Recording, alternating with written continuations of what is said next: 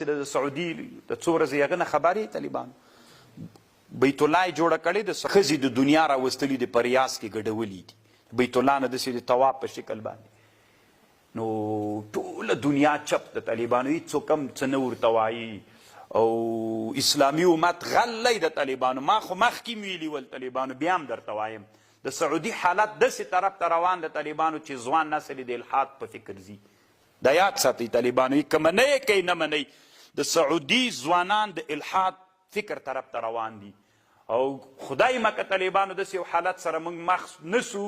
چې بیا به سعودي به مو له لاسه وتلي وي اسلامي امت کې طالبانو ملیان په دې اخته دي اسقاط منې او که نه منې خیرات نه مني ملیان دې ته خبرې هلته اسلام له لاسه وتونکی د علماو او که دین د لاسه وته په ورځ د قیامت به تر ټولو نه لوی مجرمان علما وي چې چپ پاتې دي طالبانو تر دې نه د چې لوی کفر چیرې طالبانو بوتان هم درولي دي بوتان یې درولي دي د بیت الله شاته بوتان درولي دا اوس څه معنا لري مقصد یې د دې څه شی ده طالبانو بیخي خطرناکه مسله ده دا طالبانو ټوله اسلامي دنیا پې باندې چپ ده د بیت الله چارپیر یې بوتان درولي لوڅې ښځې چې د دنیا مشهورې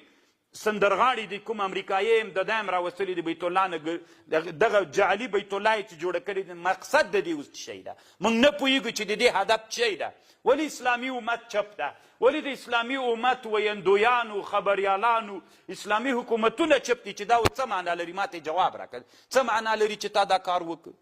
الله دې رحم وکړي طالبانو که اسلامي امت کې علما هم داسې چپ پاتې سول دا بعیده مه بلئ چې کافران دې موږ داسې وکړي دا وارې مو دې داسې وځپي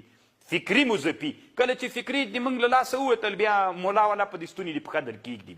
بیا به ښه دا د اسقاط خبره یاد کړي اوس اسقاط ته هېڅ ضرورت نشته بیخي که ونه که طالبانو څه پروا کوي کوئ که څه پروا کوي اوس طالبانو اسلامي امت دې ته ضرورت لري چې اسلام په پښو باندې ودرېږي اسلام را ژوندی